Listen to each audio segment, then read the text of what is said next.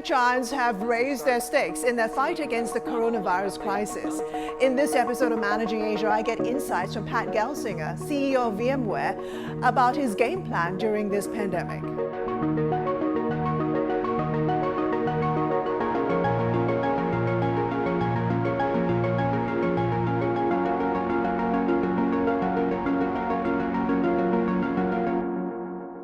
We have tremendous variety and choice that defines this world of tech innovation today. Diversity in how we... For Pat Gelsinger, business as usual is no longer an option. Sometimes it takes a decade to make a week of progress. Sometimes it takes a week and you make a decade of progress. The CEO of Silicon Valley software giant VMware sums up the extraordinary impact of the COVID crisis.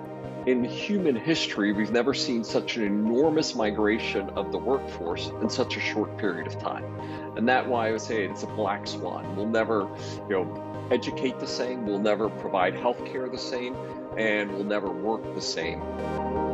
Headquartered in Palo Alto, California, VMware is known as a virtualization superstar, powering complex digital infrastructure through cloud, app modernization, networking, security, and workspace offerings, drawing in over $10 billion a year. The tech giant has been ramping up work-from-home solutions to combat the pandemic. I think everybody was a little bit surprised how well our IT systems work and the ability for people to distribute so rapidly. We had some customers who maybe had 100 or 200 people working remotely, and all of a sudden they have 130,000 people working remotely in just a couple of weeks. It's just amazing how rapidly. One of our customers, I was just talking to him a couple of weeks ago, and he said the board of directors brought him in and gave him a round of standing applause for just how well they were able to respond. When was the last time the CIO ever got standing applause from the board of directors? It's like never, right? And clearly we view ourselves as critical infrastructure provider to the critical services of the world. With a complete lifecycle management and test and validation on a broad set of use case. Simply put, this is the fastest path to the hybrid cloud. The charismatic, eloquent CEO is known for his leadership. Voted America's best CEO in 2019 on employment website Glassdoor, Gelsinger has doubled the size of VMware under his tenure. Customers want both, to both migrate to the cloud and to modernize their application. With the virus crisis roiling economies and livelihoods, the dynamic CEO is helping companies make the big tech migration.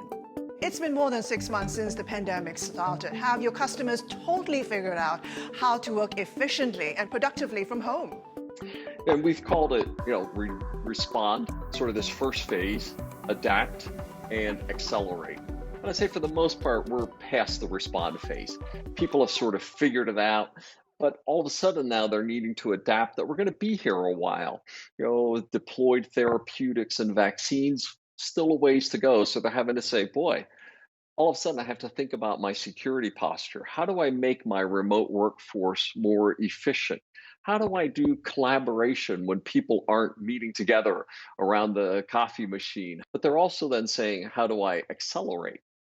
How do I use this as, one of my favorite management quotes is Winston Churchill's, never waste a good crisis. So how do we use it to accelerate to the future? How do we build back better? How do we use it as a catalyst to move our businesses forward? It sounds like you're telling me that this shift is permanent. So what exactly does that mean for commercial real estate and property? Do you see a long-term impact when it comes to demand for office space? Yeah, and as we've been thinking about it, and we call it our workforce 2.0, what does it look like in the pandemic? And before the pandemic, if I just use VMware as an example, we were about 20% work from home of our personnel. We, of course, shifted to 97%, and we're slowly opening offices. And today we're 92, 93%. And I've described that we'll probably have our new normal being 50 or 60%. That's a major shift, right? Tripling of that workforce. We're going to close some of our small remote offices. We're going to have our central campuses shift from being what I call hotels for offices becoming centers for collaboration. So it's going to, I think, decrease overall the amount of commercial real estate requirement because people are going to say, boy, I don't need small offices. More of my workforce is working from home. And it's also going to change the nature of those centers. And I'll say, I'm going to have fewer centers, but they're going to be these points of collaboration where teams come together to innovate together, to build culture together, to celebrate together. No more we're going to have, the dedicated office space. It's much going to be places for our teams to come together. VMware reported a strong first quarter in fiscal 2021. Despite a pandemic, revenue was up 12%, but you're not giving any guidance. What are you seeing right now that's clouding your visibility? Well, I think everybody is sort of, wow, this is the most significant economic impact in the shortest period of time since the Great Depression. Wow, how can you look at that? I think anybody who says they know what the future is doesn't know what they're talking about, right? It is just that uncertain. In fact, I was on a call with a number of CEOs, and one of the top 5 US bank CEOs starts to give the economic forecast, and he was obviously reading from his own bank's guidance. This is what they do, right? And about halfway through the update, he stopped himself and he says, I don't agree with that. Oh, that's my bank's forecast. I can't say I disagree with our own forecast, but it's so uncertain. So what we've said for the year, and as we look at the economic period, we expect that there's going to be lots of choppiness looking forward, different industries having success and not so much success, different geographies, countries, some are going to start opening and then they're going to close. So it's just going to be very uncertain in this period of time. And we've also said that we expect a swoosh. Q2 and Q3 being the most difficult quarters, Q4 being better, Q1 being better, and Q2 next year sort of getting us back to where we were at Q1 of this year. So that's why we withdrew our guidance. That's why we said it's going to be uncertain. But I was super proud of our teams for our Q1 performance. Obviously, we're in the quiet period now for our Q2, so I can't make any other comments at this time. But we expect that we're going to be doing well as we service our customers. We're going to be riding out this period. We've taken some belt cut tightening measures to manage our expenses very carefully through this period of time. But we also view it as a period. Tough times are when great companies create more distance between them and their competitors. And that's what I view this period of time for me as a CEO. We're going to be faster to the future. We're going to embrace the crisis and not waste 1 minute of this period that we're in. Let's talk more about those cost reduction measures. Are you doing it out of prudence, or do you expect things to get much worse from here? Well, we've built an economic model sort of along the lines of the swoosh, as I described it. And then we took a set of belt tightening measures so that we could continue to hire, continue to acquire, continue to post good profits to the street as well, but also give ourselves buffer room because it is so uncertain. As well. So executive pay cuts, we've held back on bonuses, some of our other programs, such as promotions. And so far, I think all the steps that we've taken, have proven to be wise so far, and we've seen others in the industry follow our lead. So I feel like we've been on our front foot throughout this period of challenge.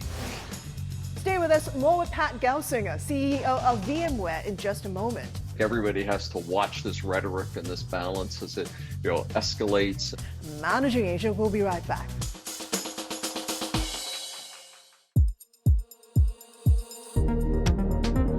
The great cloud migration is getting a big lift from COVID-19. As a result, we're seeing those portions of our business, our SaaS and cloud portions of our business, just going faster in this period of time. Pat Gelsinger, CEO of US tech giant VMware, says 5G is speeding up the rollout of telco cloud. Now people are leaning in with more passion, more aggression into their 5G build out. And we've been very fortunate. We made this bet about 3 years ago to start building what we call the telco cloud. That VMware, we're out to be the operating system of the 5G world. That we're changing the model for how 5G networks are being built and operated. And we announced Dish here in the US is building a greenfield 5G environment. with VMware as the 5G operating system inside of that. So we're making just one by one incremental service providers are building their 5G architectures around the VMware platform. So we've been honored to see some of that momentum and looking forward to having some great examples there in APJ in the near future as Asia, Singapore, Australia. We're just having good momentum in that area of our business.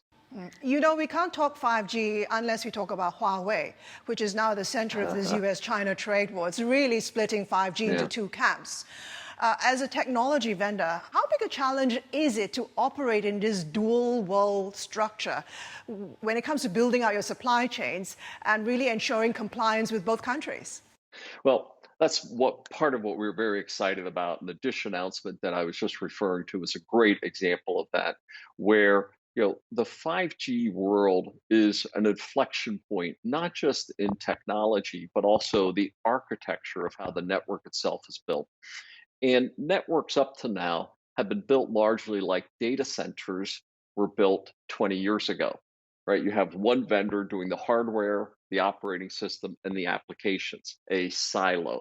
And today, that's Huawei, Nokia, Ericsson, Samsung are building those solutions, and that's the 4G and LTE world.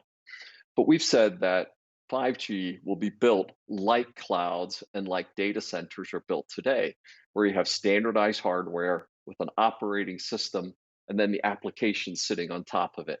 It's a horizontal model versus this vertical silo model of today. And that's exactly what we're doing. Vodafone, for instance, in Europe has bet big on VMware. Dish this last week, doing that for both the core as well as the radio access network. So we're now saying we have a new way to build 5G that isn't dependent on Huawei, Ericsson, Nokia. It creates a broad ecosystem. So this is a major, major shift. And we believe now, one by one, we're seeing service providers around the world realizing that, oh, we can do it a different way. And in the middle of this battle of Huawei and China, we think this new model of software, cloud, silicon-based applications being able to satisfy the telco cloud is really a breakthrough that will change not just how service providers operate, but also shift the balance of the entire geopolitical conversation that's been going on between US and China. This is a big deal. Let's talk more about that battle, because the US government has really made it very difficult for US tech companies like yourself to work freely with Huawei. There have been conditions and exemptions as well. What sort of working business relationship do you have with Huawei now? Yeah, we have a solid position in China, right? Chinese customers use VMware products. I have teams in Beijing, Singapore, sales teams across the country. Our specific business with Huawei is very small, right? For the aspects, as we said, because of the US-China situation that's there. But we're highly committed to the Chinese marketplace and to service the Chinese customers of VMware. And we believe very much that the US government wants US companies like VMware to be strong suppliers to the Chinese market as well. Such a big, important marketplace. So, but we're also obeying the laws of China, right, as we work with the Chinese companies, but also obeying the US laws. So it creates, I'll say, some careful navigation to make sure that we're servicing customers, meeting the laws of both countries, and still being able to move our business forward. But of course, anytime I'm talking to someone in Singapore, I say Singapore is the master of managing that balance, right? Because that's essentially what the country has done, specifically on how to manage between the two worlds. And to some degree, I think every company who's trying to be a global company like we are, right, needs to learn from the mastery of Lee Kuan Yew, as well as how Singapore has managed this careful balance between the geopolitical battles. We don't expect it to go away overnight. It's not like some surprise is going to happen here. On the other side of the U.S. elections, we think there's, quite bipartisan support on this topic as well. So I think it's going to persist for a good period of time into the future. So learning the lessons that Singapore has mastered, I think, is beneficial for all of us in the business world. As a U.S. technology company operating and doing business in China, do you worry about an anti-U.S. backlash? Of course. And I think everybody has to watch this rhetoric and this balance as it, escalates and different, not just obeying the laws, but also the right way to position yourself in this discussion. Clearly, different countries are being affected by this. The conversation we were just having around the telco cloud and the VMware role in the 5G rollout. We're getting excitement from countries because they say, "Oh, this is a great approach that helps us navigate between these forces that likely are going to be more separate, not less, in the future." So I believe everybody needs to be navigating carefully because we don't expect this to dissipate quickly. But we all also are believing that free trade, right? That technology is a global leveler. That the core of what we do as a business helps to bring people, nations, governments, and technologies together over time. And we believe that'll be the right approach, even though I'm not optimistic that this is a short-term situation. Let's talk about Dell's ownership of VMware, because they own about 81% of VMware, and I understand they're looking or considering to spin off that stake. What's the latest? Yeah, and obviously this is part of the U.S. Tax law for an acquisition is at the 5-year mark of a major acquisition such as Dell and EMC, and that 5-year anniversary would be September of next year. There is this potential of a tax-free spin, essentially VMware being spun to the shareholders, which could be a very positive event for equity holders, reducing the Dell debt, right, which they believe, is one of the detriments of Dell trading well. Also, being able to move from an 80% owned company to an all publicly traded company also is seen as a very positive things for the VMware shareholder. What does that independence bring? I mean, it would certainly simplify your capital structure, for one thing, but will you still have that very powerful strategic relationship with Dell? That's certainly some of the discussions that we're having with Dell as we speak, because we've seen that we've been able to do incredibly good things together. And VMware has been able to pursue independent partnerships, such as we've done with the cloud vendors. Our partnerships with Amazon and Azure and Google have clearly been ones where, that doesn't necessarily help the Dell business. In fact, it might hurt the Dell business, but we've been able to execute our ecosystem. But we've also been able to do incredibly good things in partnership with Dell. So you and Michael Dell are on the same page here. Yes, very much so. And Michael and I, we have discussed the topic carefully. A lot of work, a lot of business agreements, legal agreements to work out between the two firms before any such thing is possible. But the teams are off working to see if opportunity here. Yeah, we're on the same page to go pursue this.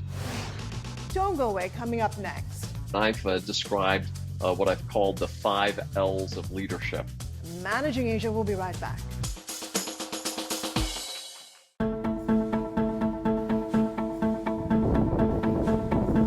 A CEO's jet-setting days are over, according to Pat Gelsinger, voted America's best boss by Glassdoor. I haven't been on a plane since March, right? So we've seen a dramatic reduction in travel across the company. At the same time, we've actually increased the amount of interactions. We've continued to see our productivity be very positive. So far, since the pandemic came out, I've had 600 customer interactions, right, which is just crazy. And as I've interacted with hundreds of CEOs since the pandemic, almost every industry has said the same thing, that their efficiency metrics haven't diminished, they've improved. But then you think about it at the individual level, you don't need to commute each day. You have less carbon footprint. You're spending more time with your family and your kids and seeing them more often as well. Dinner You're throwing away around your the home kitchen chop? table at night.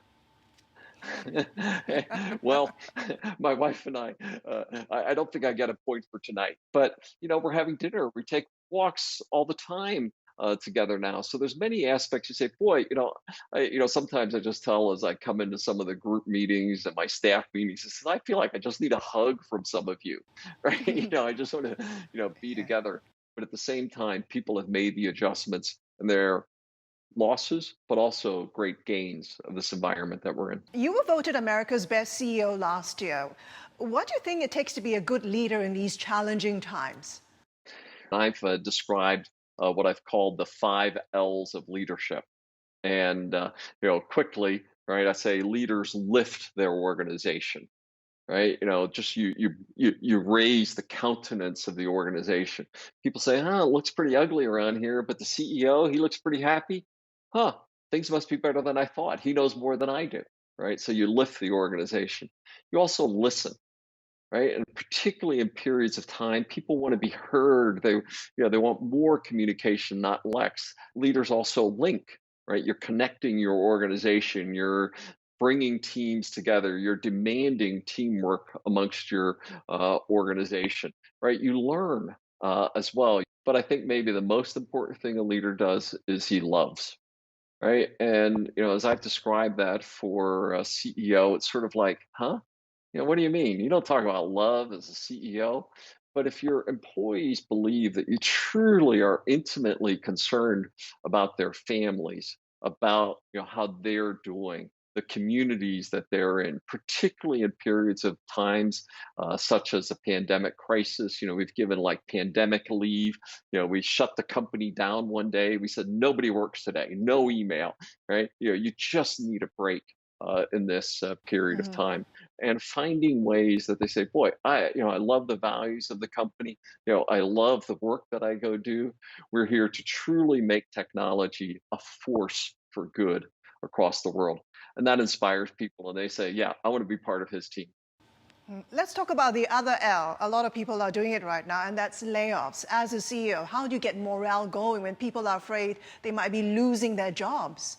Yeah, and I think clearly we've been very careful. Part of the reason we talked at the beginning of the discussion around some of the belt tightening that we were doing was specifically so that I could minimize that. And people, I think, have worked very hard across industries to go minimize and keep people at work.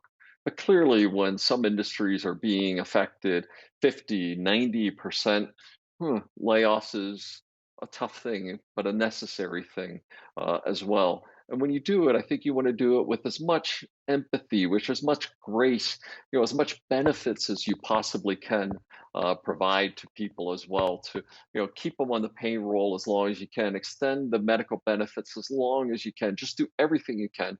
Ultimately, a CEO, you are responsible to have the health of the business. That's your highest responsibility, because if the business isn't healthy, I can't employ anybody. Right at that point. So you do have to make those trade-offs, and if you're not ready to make those trade-offs, well, you're not a CEO, right? He or she. Well, sorry, if you're going to be in that chair of leadership, you have to be responsible for some of those tough trade-offs. But you want to do everything possible to minimize the impact of it, communicate it clearly, do everything you can to help people, land in good positions, and that's where I say the last L. Love comes in more than anything else. People just say, I really felt respected here. I felt appreciated, and truly that they were inspiring me to love the company that I was part of. And finally, as CEO of VMware, what will you focus on as you steer the company through this pandemic? What will it look like post-pandemic? Faster to the future. How can we seize this moment and go faster? Imagine you're, Vanderbilt Hospital, and VMware showed up and we helped you build a new wing of your hospital in 2 weeks in a parking lot. Wow.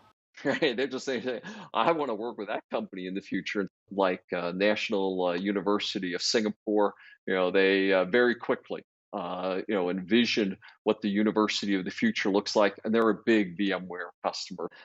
Most of the world's financial systems run on VMware on our platform. So how do we support those customers? We're seeing this extraordinary increase in telemedicine, right? And to some degree, you sort of say, why weren't we doing telemedicine before? COVID has forced that to happen, and it's a better model of healthcare, right, for the future. So we're seeing some of these new opportunities and how we, care for, how we educate, and how we work being better models in the future as well. And we believe that we truly have this opportunity to take a decade and make it happen in a few weeks. Mr. Gelsinger, thank you so much for talking to me. Please stay safe and well during this time. Hope to see you soon. And you as well, Christy. Thank you so much. And I've been speaking with Pat Gelsinger, CEO of VMware in the US. Do join me again on the next Managing Asia as we put the spotlight on leadership during this coronavirus pandemic. I'm Christine Tan. Thanks for watching.